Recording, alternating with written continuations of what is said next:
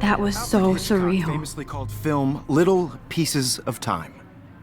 But he could be talking about photography, as he likely was. Okay, I'm in class. Everything's cool. I'm okay. From light to shadow. From color to chiaroscuro. Now, can you give me an example of a photographer who perfectly captured the human condition in black and white? I didn't fall asleep, and that sure didn't feel like a dream. Bueller? Weird. Diane Arbus. There you go, Victoria. Why Arbus? Because of her images of hopeless faces, you feel like totally haunted by the eyes of those sad mothers and children. She saw humanity as tortured, right? And frankly, it's bullshit. Shh, shh, shh, shh. Keep that to yourself.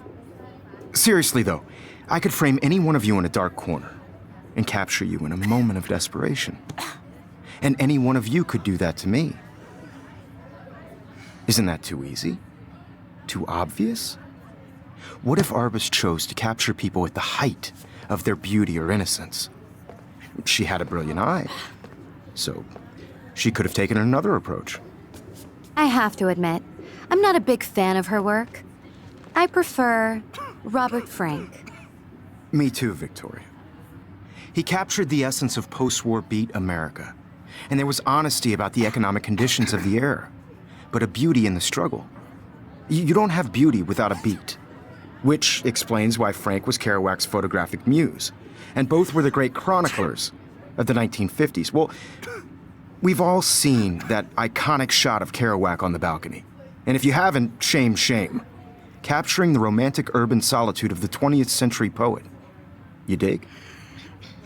Now, contrast Frank's stark Americana with Salvador Dali's surrealist photographs. Like Cocteau, he was a true Renaissance man, and his famous self-portraits are famous early examples of that truly awful word you pesky kids love so much. The selfie. And it's a great tradition, and I wholeheartedly fight for your right to self-expression. Or selfie expression. Sorry, I know. So if anybody wants to question the portrait as modern narcissism, they could go back hundreds of years to blame society.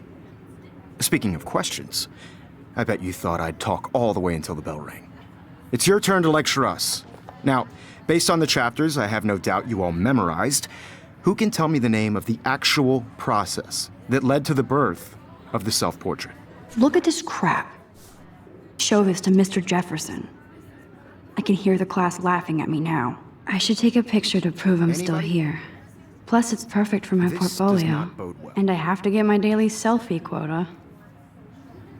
If anybody else looked at this, what would they think?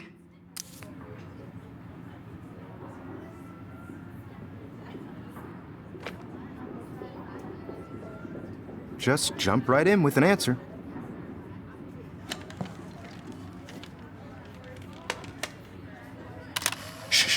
I believe Max has taken what you kids call a selfie. A dumb word for a wonderful photographic tradition.